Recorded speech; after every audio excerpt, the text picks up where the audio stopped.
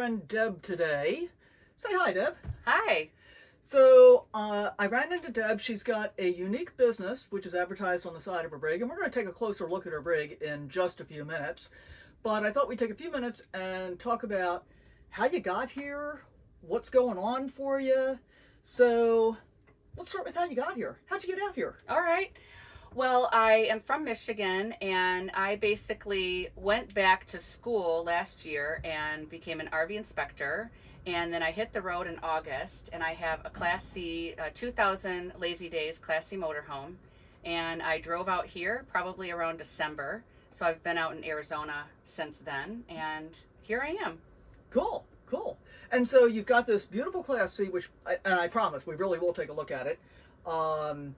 You've been out here for a little while, and what are you retired? I am not retired. So what are you doing? Far from it.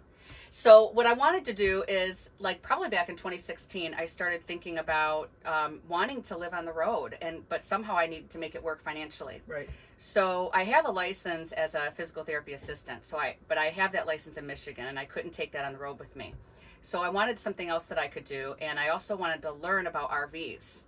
So I decided with the RV inspection school that I could work from anywhere, and I could get an income coming in, and I wouldn't have to worry about trying to, scrape by. Yeah, exactly. And that makes total sense. Yeah. Disappointingly for me, because we've been hanging out together for a few days, but you've got an inspection coming up. You're going to have to go, what is it, like 150, 200 miles away? Right. Yeah. Right. So you're going to be driving in a day or so, and Yep. And then we'll have to get together again sometime Absolutely. later after Yeah. that. And you don't travel alone. Right. I have a small dog, Izzy, who is a Shih Tzu. She's around between 7 and 8 years old. Yeah. She's a great companion. And she's absolutely adorable. I'm sure you'll get to see her at some point here too. What's the biggest takeaway you've got from your full-time RV living at this point? Gosh, don't wait. That's my biggest takeaway. Yeah. Because I spent so much time thinking, do I have everything I need? Can I do this? Can I do it alone? There's so many questions and so much thought that you have. You got to get your brain out of it. If you want to do it and that it's just there to get on the road, you just have to go. Make it work.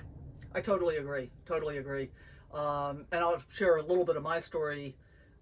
Which is, I bought a Class C motorhome in August of 21. I'd had a travel trailer and truck for 5 years, and I love traveling. But I bought this motorhome, and 2 months later, I'm full-time RVing. I was still working full-time at the time, but I'm going to say the same thing. Don't hesitate. Yeah, you just got to go. Just go. If money is an issue in terms of you need to continue making an income, that's absolutely cool. You can do that. You can find plenty of things to do. You may not be an RV inspector or an RV tech like Deb's decided to do, but there are plenty of ways to make money on the road. And one of the things that's really cool about it too, I think, is that you can do like seasonal work. You can do really temporary work. And then you're able to move on and just go travel for a while. So it's not like when you're living in a conventional sticks and bricks where you got to get up and go out and do the 9 to 5 grind, 8 to 8 grind, whatever it happens to be. And yeah, there are things to figure out and how to make everything work, but it's not that hard. Do it now. Right. And the other thing is that you try to keep your expenses low by, instead of, you want to take whatever you have. And if you need to get an older motorhome, travel trailer, car, van, whatever, try to keep those expenses down by not having payments. Yeah. That helps. Absolutely. And the other thing that helps a lot, which is kind of surprising even to me still at this point, how much less money I spend living full time for a number of different reasons. One of them is I don't go to restaurants with the regularity that I used to. Right. Nope. And for one thing, because I spend a lot of my time kind of out in the middle of nowhere, and it would be inconvenient to break camp and go drive to a restaurant. So I don't do it very often. It's also not good for you. So exactly, it is not healthy. No, and Debbie and I are both kind of into the let's eat as well as we possibly can thing. Yes. And I guess I'll say as a reminder to you guys, I do have quite a few videos that show cooking choices that are easy to do in a small space like an RV. Yep. So be sure to check those out as well. I'll try to put a link here, I think. maybe there. Yeah, One of those there'll corners. be a link somewhere. Somewhere, yeah, absolutely. So, if you had it to do over again, is there anything that you would do differently other than get out sooner? Yeah, I don't think so. I just get out sooner. I really went as fast as I could. I think in, my circumstance, I had to finish raising my son too. That was the other thing. But yeah, I would do the same thing. I would get the same motorhome. I love my Class C motorhome. And yeah, I just would have gotten out sooner. I love your Class C motorhome. In fact, and Deb knows this, but you guys don't. My very first motorhome was the same year, Lazy Daze, a 2000 Lazy Daze RV, and it is so well built. I wish I had kept it back when I sold it, which was like 2004 or 5. So, cool. We're going to take a break here, and I'm going to flip the camera around and take a look at what Deb's living space looks like, if that's okay with you. Yeah, absolutely. Awesome. Okay, so here we are, starting in the kitchen. Tell us what it is that you love about the space that you're in. Well, what I love that I have a rear bath, and then I have the kitchen here. So back here, I have access to the shower and the toilet, and then I can section this off. So this door closes. Yeah, go ahead and show us, if you would. Yep. So I can just take this door and close it off. Yeah, look at that. Yeah. And then you end up with a huge bathroom at that point. A huge amount of space back here. Of course, you have a huge bathroom with a refrigerator in it.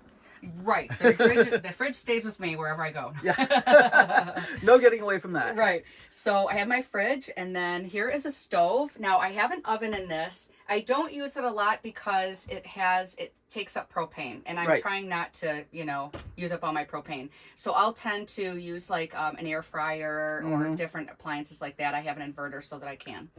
And I love that I have a double sink. And I also love that this lifts up right here and extends my space. And this is a really smart extension because it does not take up the entire doorway, so you can still get in and out. Correct. Yeah, because most of them go all the way across and then you're stuck. Right. Yeah. And then if I need to, I can just go over here and use this as a working space too while I cook. Yeah. And I love this this space here. These cushions are so comfortable, and I use this as my office and my eating space. And sometimes I'm just sitting there watching my iPad with my coffee in the morning. It's kind of like my TV. Nice. Yeah. Nice. And you've got the beautiful view out the windows. Oh, these windows. That is something Lazy Daze is known for, is having these giant windows, such good cross breeze. And it's such nice scenery. Yeah, and on that thought, yes, they've got the giant windows, and most of the other manufacturers don't, because it is an engineering feat to be able to have a window span this big structurally. Yeah. It's a structural issue. And the orange cord that you're seeing, guys, is a jackery that Deb is charging for another friend of ours. Yep. Just FYI, it's not usually there. Right. So you want to talk about the pillows? Oh, so my sister's an artist, and she designs these. She has pillow covers in any art form that she creates. So she's an acrylic painter. And so I put the pillowcases on up here, and then also when you look at my bed, you'll see that there's pillowcases over there too that are hers. Cool. So, and a lot of stuff is blue in here because my Lazy Daze name is Lady Blue. Oh, nice. Yeah. So I have lots of blues in here, bright colors. Cool. Very, very nice. Yeah. One of the things I'm noticing in the bathroom, I just want to kind of show people what that looks like. So, you got the toilet back here in the corner and the big door that we showed you. The Berkey, which is on your sink. So you have chosen to not use your bathroom sink. Correct. I am using my kitchen sink for all my needs, but the Berkey is, perfect. I mean, perfect spot to put the Berkey is where the bathroom sink is. Yeah, I like that a lot. And then as we turn around here, we're going to head into the living room and bedroom. Let's start on the living room side. Okay. Here's the living room. This is the puppy spot. Let's just check out Izzy. Yep, there she is. Hi, Izzy. She is so chill of a dog. All she wants to do is be with her mama. Yeah, there you go. Lay. So this came with both sides as like twin couches. They can come together, and it can be one king size bed, or you can do two twins, or you can just do one twin. So what I decided to do was keep the couch as like a living room kind of couch, so I can sit there, I can put my feet up on my bed, and I can watch TV. I can then hop over to my bed when it's time for sleep. And I didn't want to have to make up my bed every single day, so I chose to make a permanent bed I pulled this out and I took a memory foam, Tempur-Pedic memory foam, and put it on here, and then I covered it in all this beautiful white, fluffy, pillowy look. And I figured I'll know when it gets dirty, and then I can bleach it. Yep. Yeah. I have a white bathrobe, and people say, what kind of nomad has a white bathrobe? Right. I can bleach it. You can bleach it. When you have the dark colors, you can't really see when it's dirty. So you could be going a long time with that yuck. Exactly. And you got great overhead storage. Yeah. So this is like, I've got this opens up here, and then I've got it same on the other side, opens up here. And there's 3 long.